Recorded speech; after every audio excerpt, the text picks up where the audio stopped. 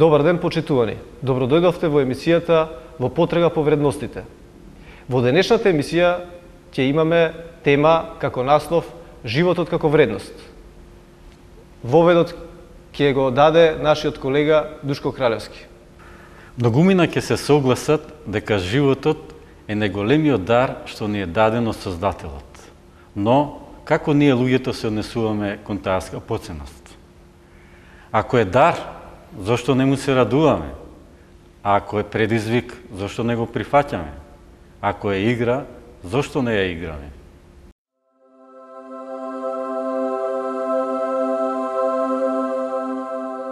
Кон својот живот, луѓето главно имаат два пристапа.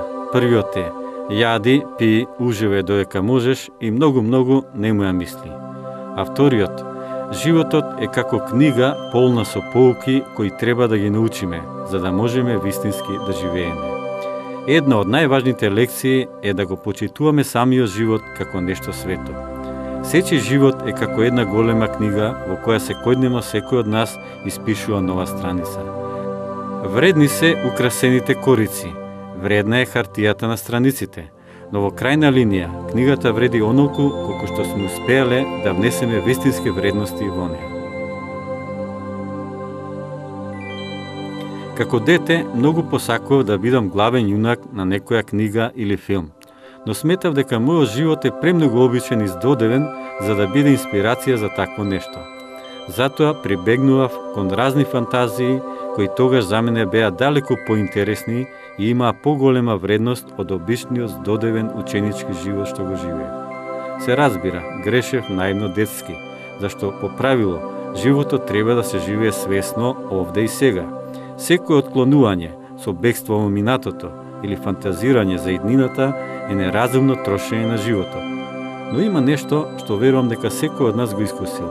Животот е многу повеќе од тоа што можеме да го видиме, да го чуеме, да го допреме, да го почувствуваме. Животот ги надминува сите наши замисли и фантазии. Животот е едно големо чудо од кое ние откриваме само мал дел. Спасителот Исус Христос вели: Моето царство не е од овој свет, односно, каква полза има човекот ако го придобие целиот свет, а на душата своја и на пакости. Затоа, мудриот човек ги забележува сите нешта овде и сега и ги согледува причинско-последичните врски. Колку и да открива нови нешта, знае дека тоа не е се во животот. Секојаш има нешто убаво и вредно во животот, а тоа треба да го согледаме и осознаеме, но и да го искусиме и доживееме. Тука, покрај нас, има едно убаво место што се нарекува Шесте чешми. Сушност, тоа е една чешма со 6 шепурки. Порано низ нив изобилно течело жива вода. Денес, за жал, чешмата веќе е пресушена. Низ 6 шепурки веќе капка вода не протекува. Од спротивната страна, на не толку ачик место, има обична мала чешма низ која тече жива вода и која е вистински благослов за оние што од тука минуваат. Во животот често ни се случува да бидеме измамени од убавиот надворешен изглед на нештата и да веруваме дека тоа е кој знае што, а внатре во нив нема никаква суштина. Исус ни вели: Кој пие од водата што ќе му ја дадам јас, нема никогаш да ошедни. Таа во него ќе стане извор на вода што ќе тече во живот вечен. Дали му веруваме? Дали го бараме тоа што тој сака да ни го даде? Дали сме вкусиле од таа вода што ја гаси нашата жед и веќе не посакуваме ништо друго, освен да бидеме целосно поврзани со тој извор, та и ние да станеме извор на жива вода за жедните околу нас.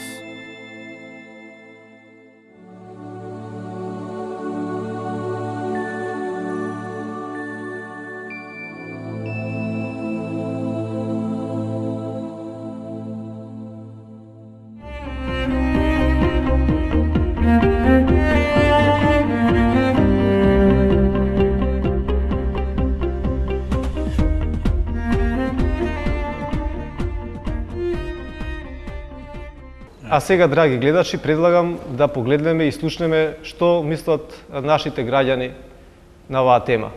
Кога размислуваме за животот, што е? Честопати сум се запрашал која е суштината на животот и како се појавува тој. Еднаш во разговор со еден мој професор, отец Стефан Санчаковски од Православниот Богословски факултет, кога го запрашувавме околу животот, рече замислете, животот е еден кредит. Сите сме запознаени со кредитите. И вели, Бог на секој од нас ни дава кредит. Ни го дава како подарок, ни го дава како заем.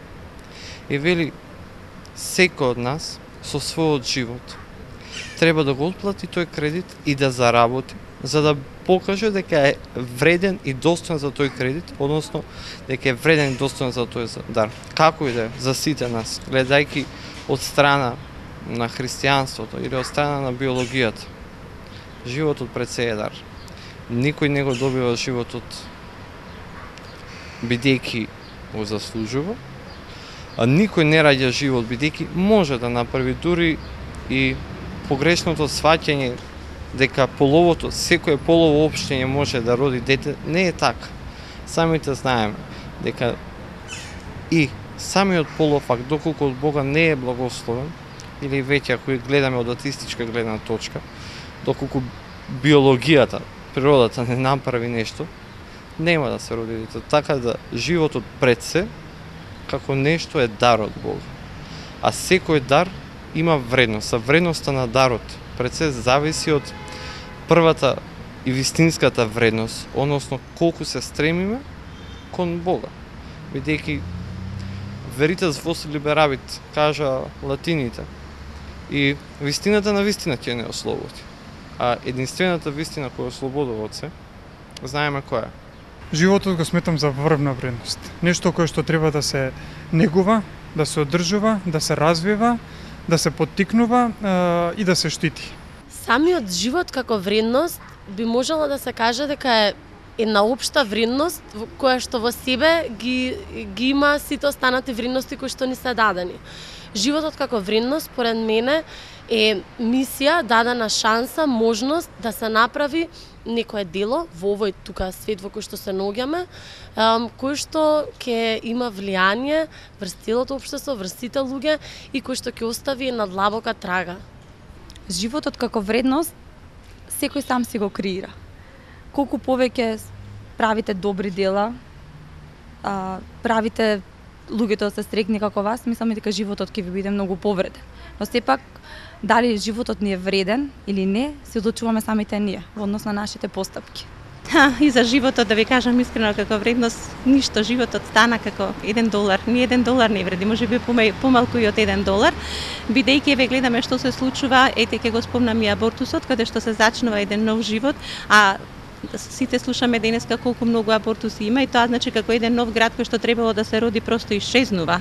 А треба животот да се почитува, тоа е Божи дар, нели? Господ што ги дава децата треба да се почитуваат, треба да се доносат, да се родат и да бидат дел од оваа живење и да им дадеме можности и вредностите во нив да заживеат. Животот како вредност, па мислам дека животот е нешто најубаво кое што може да му се случи на секој човек и дека тоа е шанса која што му е дадена на човекот да твори, да биде помеѓу луѓето, да биде во мир, значи со се што го обкружува околу него и мислам дека токму би рекла дека животот е единствена смисла за живот.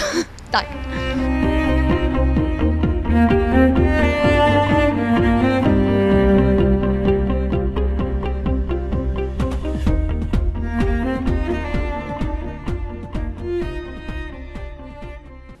И во оваа наша денешна емисија ќе го имаме нашиот драг и ценет гостин, отец Ивица Тодоров.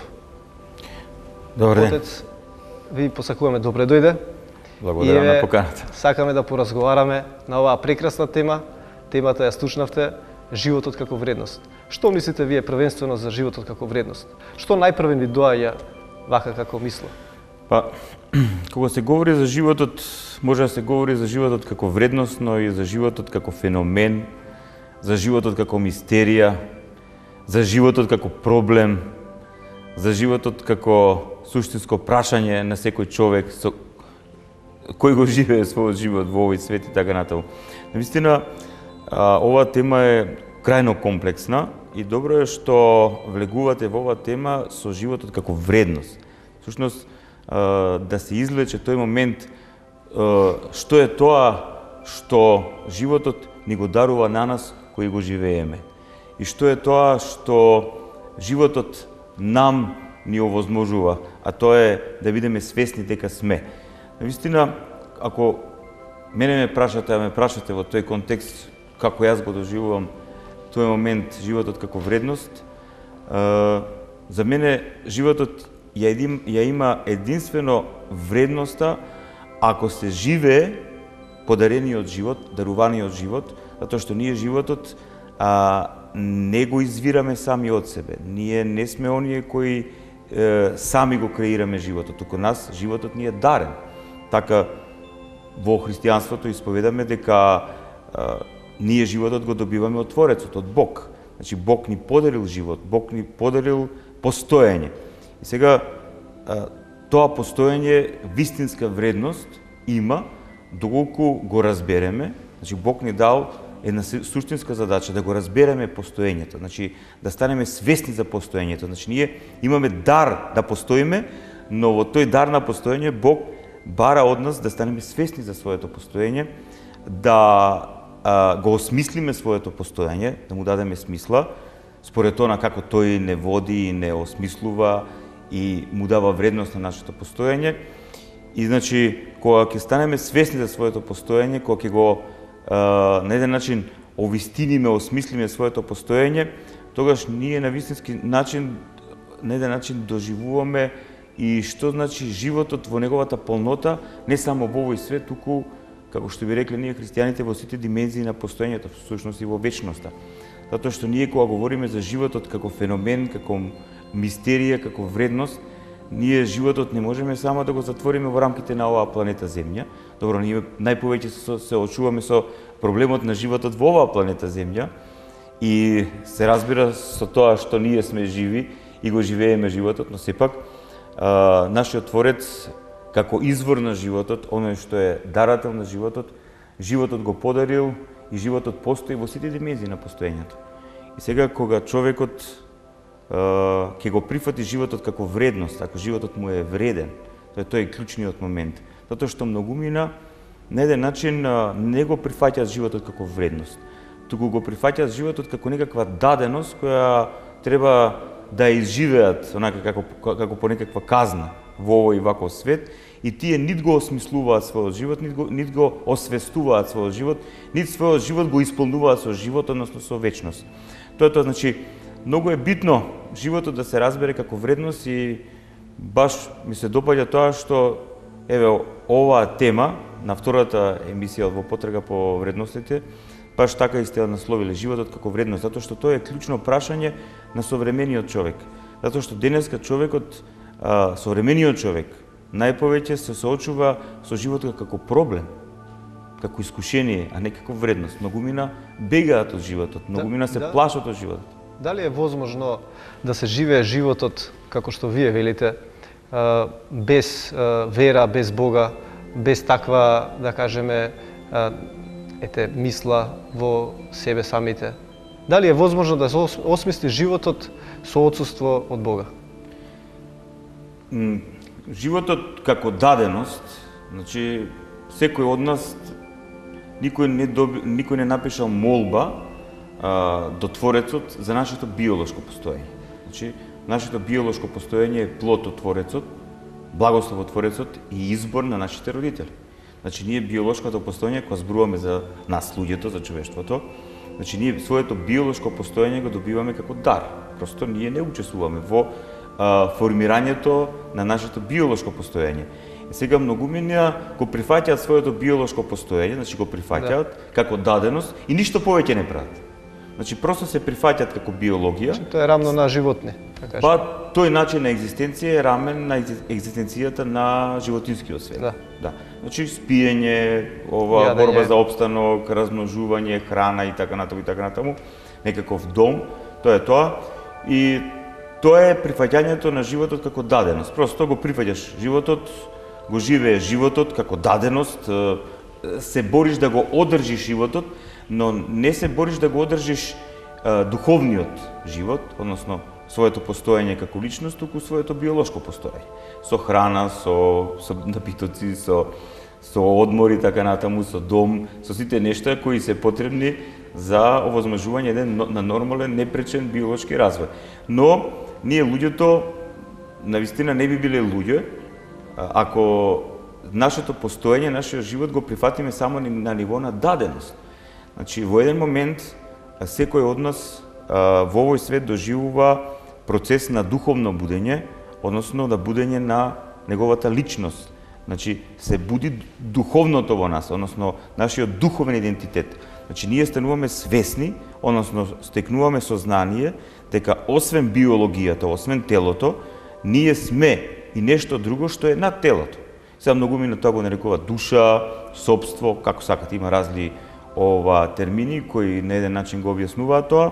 Ние христијаните го користиме дух, душа, за да ја објасниме таа духовна, како да кажам, димензија на нашето постоење.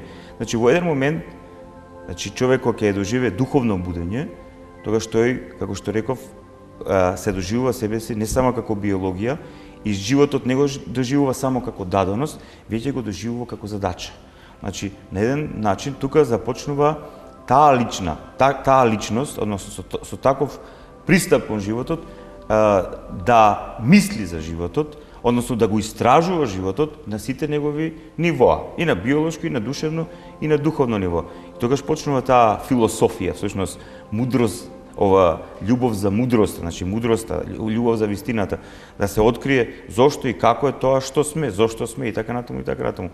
И тука веќе почнува едно повисоко ниво на животот, на постоењето, значи од живот во даденост, прифаќање на животот како задача.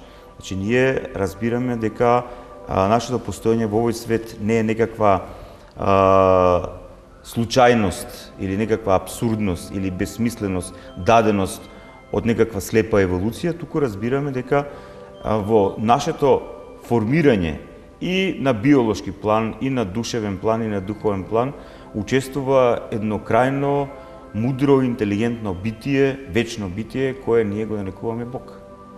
Господине Ивица, отец Ивица, ве слуша внимателно, меѓутоа најинтересен за мене е оној момент кога човекот својот живот од даденост или проблем најнаш почнува да се огледува како вредност или задача. Што е тоа? Кој е тој клучен момент во сечи живот што најнаш човекот почнува да размислува за животот поинаку од претходно? Јас искрено кажам, многу сум читал околу оваа проблематика, многу сум разговарал, многу сум размислувал. Многу би имаат пишувано томови книги за оваа проблематика, но никој докрај не може да ја дефинира, да ја објасни таа состојба. Според мене тоа е крајно мистична состојба и крајно лична, како да кажем, индивидуална состојба и нема никаква формула. Пример, јас сепак како христијанин ќе се повикам на Христос и ќе цитирам две негови така изјави преку кои тој говори за тој момент. Тој вели вака: никој не може да дојде при мене, значи никој не може да се отвори за вистината, за логосноста, за смислата, за животот како задача, како вредност, доколку мојот Отец небесен не го повика. Значи Христос тука ни говори за некаков повик, призив. Значи кога имаме повик, призив, значи ние имаме покана. Во еден момент некој не поканува или не призива за нешто со некаква покана. Така да Творецот, тој што е вечниот Елохим, Јахве, Отецот небесен, тој што е, тој во еден момент ни праќа порака. Таа порака може да биде во различита животна ситуација наша. И нашето собство, односно нашата личност, нашиот духовен идентитет ја прима таа порака, тој потик.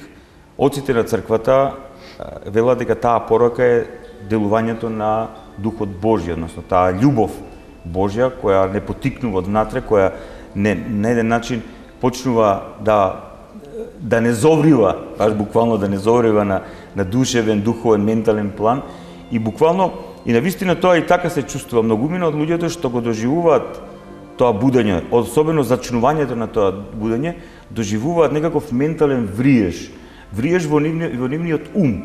Например, до пред некој време не размислувале многу за суштински прашања, одеднаш почнуваат рој мисли да им доаѓаат така во умот, чувства нови, ново ниво, нова визија за својот живот, за светот, како да кажам, нов хоризонт им се отвара. Значи, едно проширување, тоа проширување на свесноста, тоа на сознанието. И уште еден момент има ова, тоа е запишено во Евангелието според Лука, кога Христос на еден свој ученик му вели, тргни по мене. И тој му вели, учителе, остави ме да го закупам својот татко и потоа ќе дојдам. И Христос вели вака, остави ги мртвите да ги закупуваат своите мртви. Со тоа ни кажува една многу сериозна вистина, без трунка сентименталност, дека духовно неразбудениот човек, кој го живее животот само како даденост, на ниво на биологија, е духовно мртов човек. И Христос таквите луѓе ги идентификува со биолошко мртвите луѓе. Значи, вие кога ќе видите биолошки мртов човек, вие гледате само леш, безживотен леш. Значи, Христос вели дека оно што го прифатил само животот како даденост на ниво на биологија, со ништо не се разликува од еден обичен леш. Но кога човекот ќе доживее духовно будење, кога ќе го осети духовното во себе си, таа духовна димензија, духовна природа, тогаш тој, освен, што би рекол старецот Силоан, грешна земја, освен само биологија и тело, тој станува нешто многу посуштинско, станува нешто многу по-мистично, многу по-таинствено, а и многу по-вредно, и тогаш ние започнуваме да го доживуваме животот како вредност. Тогаш животот нас не станува вреден.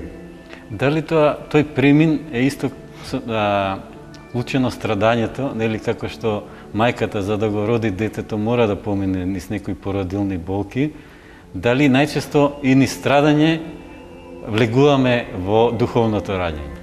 Па Христос и за тоа говори, дека баш така е, дека мајката трпи болки додека го раѓа детето, но голема е низината радост после откако ќе ја прегарне својата рожба. Така и оди и тој процес на духовно раѓање. Мислам, има страдање. Тоа е многу широк термин и многу нешта тој во себе носи, но има болка во себе си. Но тоа е таа, како да кажам, рожбена болка. Ете, болка за живот. Да, болка за живот. Тоа е онаа болка што ја чувствува уметникот додека му надираат идеите, како да кажам, за тоа како да ја наслика сликата. Тој трепери така во себе, чувствува импресија, да. Исто така како кога писателот ја пишува својата поема, односно поетот, па писателот својата драма или книга и така натаму. Или еве, јас сум читал за Тесла. Например, Тесла доживувал кога во својата глава ги доживел сите тие концепти за тие своји откритија и така натаму. Чудни се тие моменти. Човекот е, кога ќе се нурнете особено во животите на тие духовни личности во овој свет, вие гледате дека таквите луѓе во овој свет и ваков свет внесуваат нешто што е од друг свет. Да, и тие стануваат некакви мостови помеѓу, така, како да кажам, тие духовни светови и овој свет. Тоа е тоа. Би сакал, ако може, бидејќи сега неминовно е да се зборува и за една друга тема, можам да прашам вака, по-буквално тоа би било, што мислите вие за оние личности кои се одлучуваат на чинот на самоубиство? Бидејќи до сега зборувавме за животот како вредност, но ние сите сме реално свесни дека во нашето општество има се позачестени појави од типот на самоубиства. И што е најзагрижувачки, тоа е поготово возраста е намалена. Значи, читаме по вестниците дека има и многу млади кои се одлучуваат на тој чекор. Да. Што мислите вие за таа појава? Статистиката вели дека, за жал, од година во година во ова наше општество бројот на луѓе кои извршуваат самоубиство се зголемува, а да не говорам во западните земји, тоа е исто така голем процент. Статистиката е неумолива, она не ги кажува тие бројки, но таа не влегува во проблематиката, зашто луѓето го прават тој чин. Да. Значи, многумина кои го прифатиле животот како даденост и го живеат животот, значи онака со полни плуќа, тие ќе пристигнат и до животот како вредност и задача. Но многумина, ајде да не кажам многумина, ама така интересен е процентот на личностите кои не сака да го прифатат ни животот како даденост, тоа го прифатија животот како проблем. Како тешкотија. Како тешкотија, да. И сега тоа може да причината за таквиот нивен пристап може да биде надворешна, социјална, да, многу често и тоа е Како фактор одлучувачки, да, понекогаш одлучувачки, но најчесто се работи за луѓе кои не сакат да бидат, односно не сакат да ја прифатат одговорноста за животот. Значи, тука има еден сериозен страв да се прифати животот, сериозен страв да се зачекори во животот. Тоест тоа, видете сега. Значи, они сепак остануваат на она, како преска што го дефиниравме, животинско ниво. Јас повеќе би рекол дека за нив се работи, тие влегуваат во патологија. Тоа е веќе болна состојба. И значи да се прифати животот како даденост е голема работа. Таа состојба води после тоа и кон повисоките сфери, но за жал тие што го прифаќаат животот како, односно не го прифаќаат животот, тие го гледаат животот како проблем и не успева да го решат.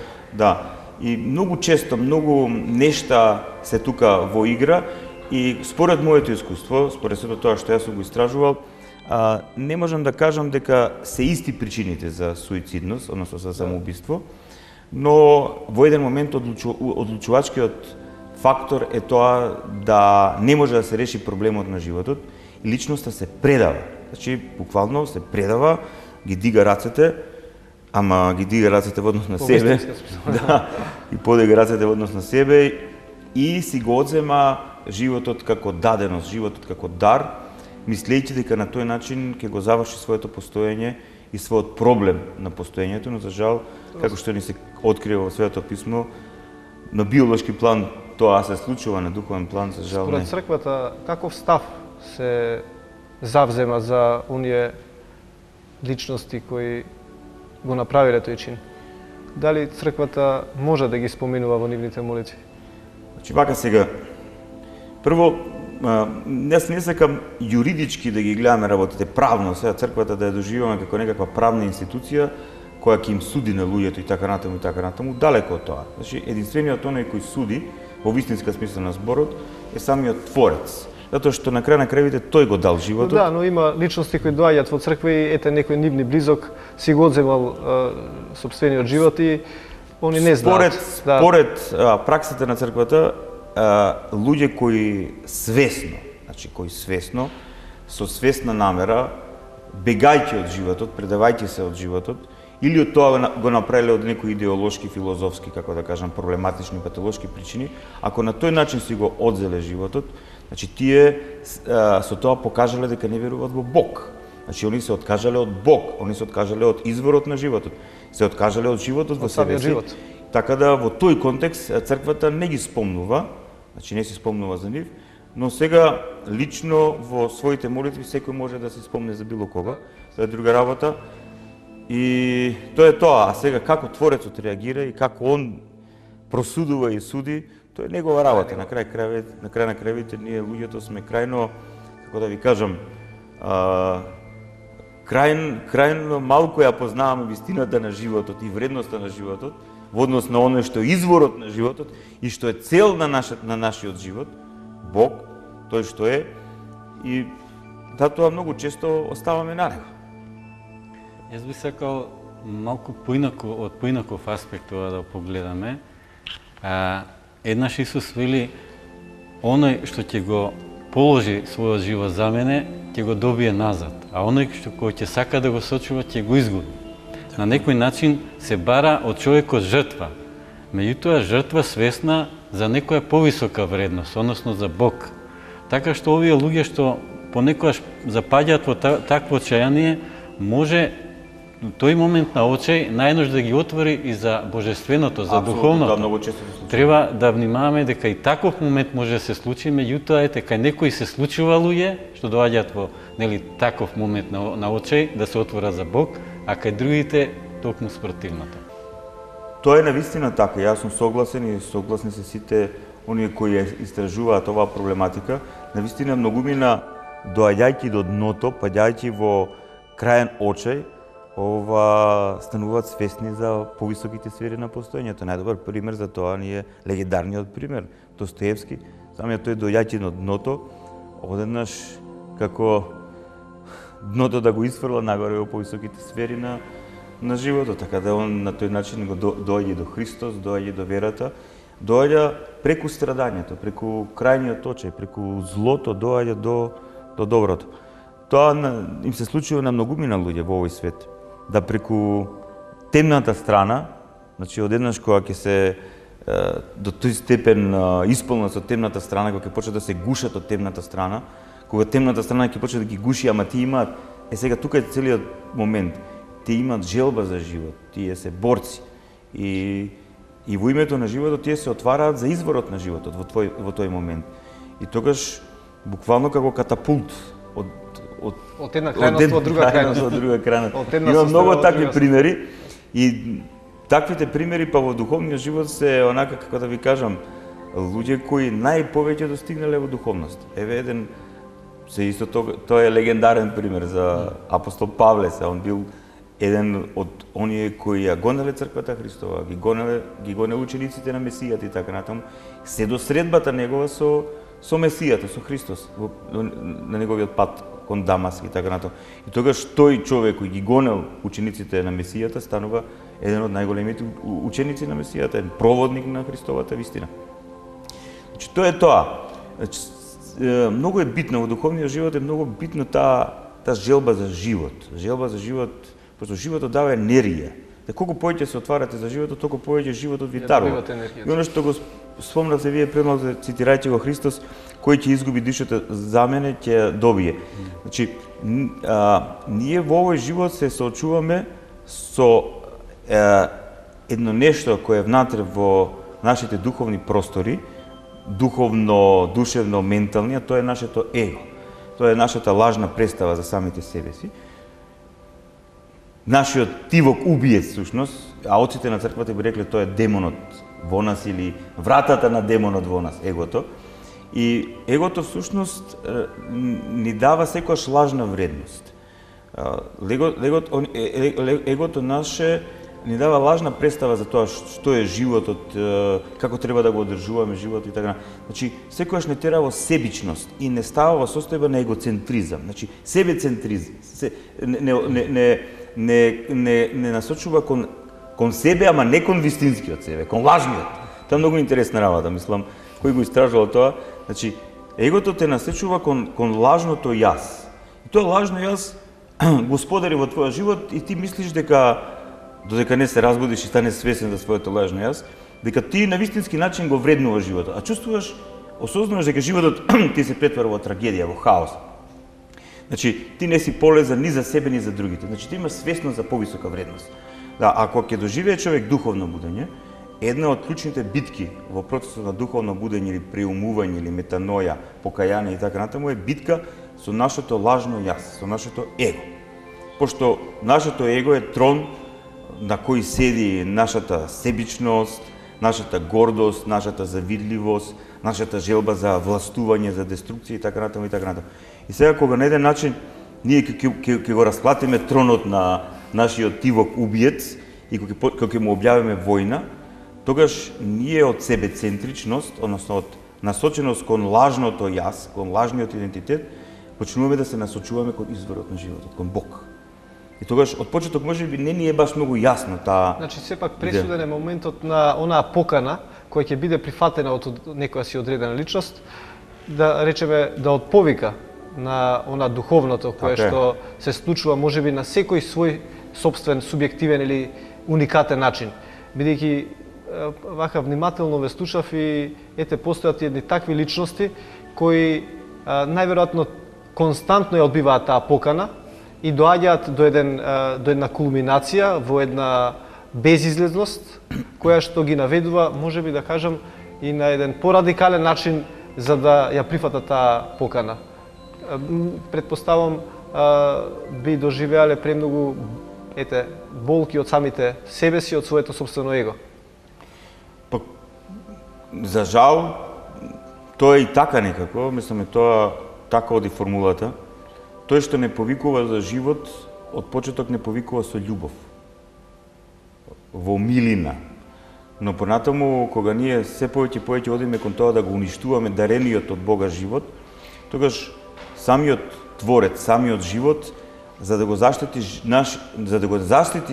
нашиот живот од самите нас кои го уништуваме тоа што тој ни го дарил, тогаш не буди за животот преку страдање, да преку болка. Тоа е и многумина, например, преку страдање, преку болка доаѓа до свесност, така? До едно покајување. До покаяние, да. Тоа е тоа. Да. Значи може да кажеме дека и оние личности кои ете и во тој момент го одбијат или на некој начин не сакаат да се разбудат и покајат, може би се веќе потенцијални самоубици. Па видите се, да. Вака се, што значи да се самоубиеш? Не значи само да се самоубиеш ако дигнеш рака на себе си. Многумина се самоубиваат со тоа што не го прифаќаат животот како вредност. Значи, може би имаат свесност за тоа дека животот носи во себе вредност, но целата приказка е што кога ќе се прифати животот како вредност, веднаш доаѓа еден интересен момент. Прифаќањето на животот како вредност носи во себе одговорност. Значи, ние во тој момент стануваме свесни дека за дарениот живот му одговараме на Бога. Исто така им одговараме на нашите родители. Значи, јас знам многу луѓе кои кон своите родители имале крајно проблематичен однос, се до денот на своето покаяние, духовно будење. Биле наркомани, биле нерани мајковци, нерани мајка, да. Оние лежи лебо да те јадам и така натаму. Да, многу убаво тоа народ го има дефинирано. Значи нема одговорност кон своите родители. Он мисли дека неговите родители се тука за да го одржуваат во живот, ме разбирате? Да му одржуваат неговата илузија во живот. Без одговорност. Да, тоа е крајно, незрелост. И кога ќе дојде тој момент на покаяние, на духовно будење, тогаш доаѓа до превреднување. Таквите луѓе стануваат одговорни за себе си, значи прифаќајќи го животот како вредност, тие стануваат одговорни за себе си, тие одговараат на животот. Тие стануваат одговорни за своите родители. Доколку се во брак, стануваат одговорни за својата сопруга, за своето семејство. И што е најинтересно, таквите личности, значи духовно разбудените личности, стануваат одговорни за сето она што Бог ни го дарил, а што е живо во овој свет. Тие стануваат свесни за потребата за екологичност, за свесност, за тоа дека се што постои во овој свет ни е дар од Бога за да го одржува нашиот живот на сите нивоа. И тогаш таквите луѓе се отвараат за природата. Природата не ја гледаат како непријател. Видите, човек кој духовно не е разбуден, кој е концентриран, односно лажно ориентиран кон себе, тој се гледа како средство, се му служи. И например ние гледаме дека таквите луѓе кои се водени од својата себичност, од својот егоизам, желба за капитал и така натаму, таквите луѓе трупајќи милиарди долари и евра, не знам таму што се, тие уништуваат природата. Тие ги уништуваат ресурсите. Зошто? И во името на што? Значи, кога ќе кажеме ние живот, значи ние под живот не треба да го разбереме само своето постоење. Да, јас ако не сум, јас како субјект, тогаш и овој свет нема да постои ако јас не постојам. Значи со моето постоење, со свесноста за моето постоење, и овој свет постои, затоа што јас учествувам во овој свет, во животот во овој свет и се што постои во овој свет на еден начин е компатибилно со мене. Просто ние не сме, како да кажам, затворени монади, издвоени. Видете зашто денеска се говори за проблемот на храната. Ние ако се храниме со нездрава храна или генетски модифицирана храна или не знам тамо што се, или почвата ако е загадено, воздухот, водата, тоа делува на мојот организам таков како што е на хормонален план делува на мојата душа, душата во однос на моите духовни нивоа, така да се е врзано. И затоа како христијани, како духовно разбудени личности кои го прифатиле животот како вредност, ние стануваме одговорни за се што постои во овој свет, одговорни за одржување на животот.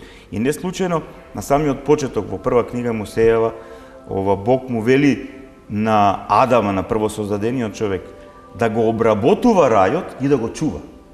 Сега многу пати се поставува прашање кого да го чува? Себе. Значи, тоа е тоа, Бог нас не го дал овој рај кој ние сме го направиле вака како што сме го направиле. После нашето отпаѓање од Бога и инфекцијата со злото, гледате како станал овој свет, но сепак оцејот на Божиот рај, оцејот на Едемската градина, оцејот на убавината на природата и ден денеска е во овој свет. Ден денеска постои и Секој човек кој има свесност тоа го гледа, тој се радува, знаеш. Таквиот човек се радува на едно цветче, на едно полжавче.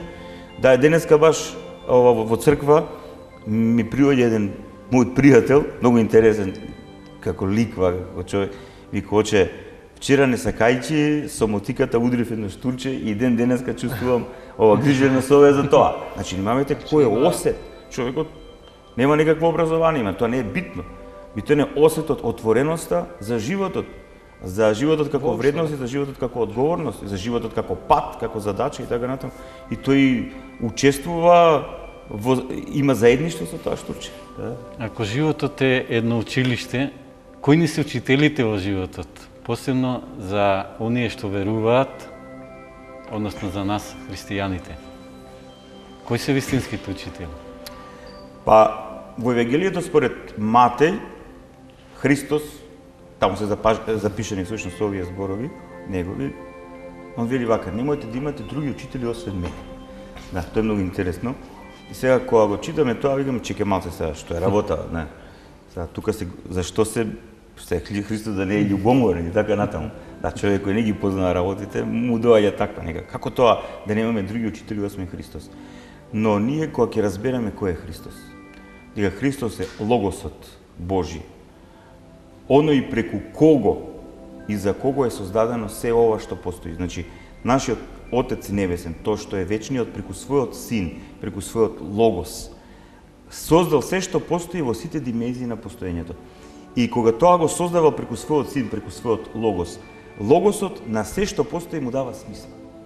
Смислодавачот Христос, значи Синот Божи пред да стане човек, е оној смислодавачот, оној што ја дава смислата на се што постои. Програмерот, еве да се изразам со посовремена терминологија, тој што дава програма. Едно јаболко да биде јаболко, една крушка да биде крушка, еден полжав да биде полжав, едно црвче да биде црвче, еден човек да биде тоа што е. Тоа е тајната на тоа кој нас не испрограмирал, не оформил вака. Значи тоа е тој логосот на постоењето. И логосот на постоењето ја прима човечката природа. Преку Дева Марија и Светиот Дух, логосот на постоењето влегува во овој свет, за да повторно нас кои сме се деологосиле или безлогосиле, кои сме се обесмислиле и така натаму, повторно да не воведе во смислата на постоењето. Но не само да не воведе во смислата на постоењето како философско, теолошка категорија, туку и на секаков план, да не воведе во вистинскиот начин на постоење. И затоа Христос вика, немојте да имате други учители освен мене, затоа што тоа е полнотата на вистината. Христос е полнотата на вистината. Христос е патот кој води до вистината. Христос е животот. Затоа тој вели, јас сум пат, вистина и живот. Значи, јас сум патот. Јас ви го откривам процесот, односно процесот. Ја ве водам низ тој процес во Светиот Дух и во црквата, разбрана како новозаветен народ Божи, тело Христово. Значи, тој е тој. Христос не води низ тој процес кој не води кон вистината. Значи, тој е тој процес кој не води до вистината и до животот. Значи, вака да го заокружиме се това, значи христијанството го нуди вистинската вредност на живењето, на животот, и колку што ве разбрав, самото христијанство или самиот Христос Бог, оној создател и креатор кој го создал човекот, нормално и светот, и се ова што гледаме, и она штурче што го споменавте преска, дали христијанството верува во една комплетна трансформација воопшто, не само во едно битие, во една личност. Дали кога би станале вака сите верници, како би бил животот на земјата? Па, за тоа има одговор. Старец Силуан вели вака во своите поуки, кога луѓето би се отворили за делувањето на Светиот Дух и за вистината, и би направиле таа трансформација или преобразба, животот, планетата Земја и се што постои во овој свет, повторно би се вратил во рајската состојба, но за жал... Во вистинскиот сјај. Да, во вистинскиот сјај, полнота на живот, но за жал тоа не се случува затоа што имаме избор. Некои луѓе избираат да го изберат Христос и оние кои се Христови. Затоа што да не се разбереме погрешно, кога Христос вели немојте да имате други учители освен мене, тоа не значи дека ние треба само онака абстрактно да се држиме до Него. Да, пред се на се треба да се држиме до Него и само до Него, но Христос ја формирал црквата. Црквата е негово тело. Црквата како богочовечки организам, како новозаветен народ Божи. И Христос во црквата, во својата заедница, преку Светиот Дух, благословил и промислил луѓе кои треба да бидат пренесувачи, сведоци на неговата вистина. И затоа во црквата секој кој ќе говори нешто спротивно на она што Христос не го открил, тоа е ерес. Значи тука ние не можеме да филозофираме, да си правиме своји системи. Значи во црквата епископите на црквата, презвитерите, односно духовниците, учителите на црквата и така натаму ја пренесуваат вистината таква како што е. Затоа што вистината е иста, таа не може да биде различна, таа е една и иста. Таа е апсолутно. Тоа е тоа. И секој кој ќе го избере, кој ќе помине таа фаза од животот како даденост во животот, како вредност, како задача, како пат и така натаму, ќе ја прифати таа одговорност за животот, тогаш тој, преобразувајќи се, тој многу нешта преобразува околу себе си. Исто така да го цитирам светиот Серафим Саровски, кој е познат по оваа негова изјава, поука: смири се ти самиот, односно сака да каже очисти се од егото, очисти се од гордоста, очисти се од подлоста, од завидливоста и ќе преобразиш милиони околу себе си. Да, илјадници околу тебе ќе се преобразат, ќе се спасат.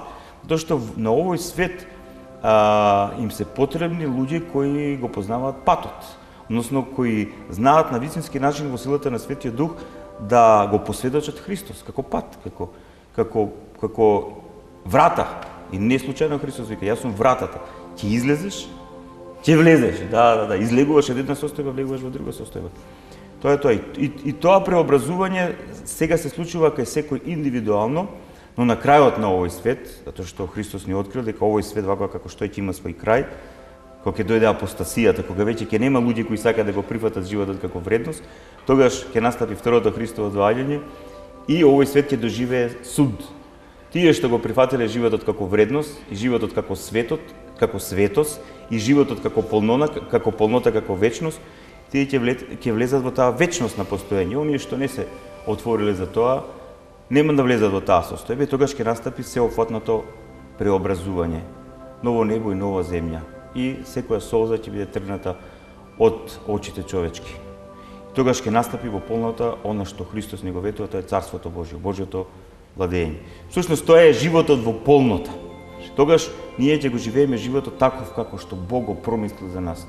И всушност за секој христијанин Царството Божје, односно животот во полнота, во совршенство е најголема вредност. Благодариме Отец Ивица за вашето гостување. Повелете. И јас исто така ви благодарам. Благодарам и се надевам дека бевме полезни, така, се до тоа што го... Да, бевте крајно полезни. Се надевам дека и нашите почитувани гледачи ќе им бидат одговорени многу прашања на оваа тема и ќе добијат една нова смисла на своето живење, своето постоење. Еве, ве поканувам за 7 дена да ја проследите и новата емисија на тема семејството како вредност. Довидување и секое добро ви посакуваме.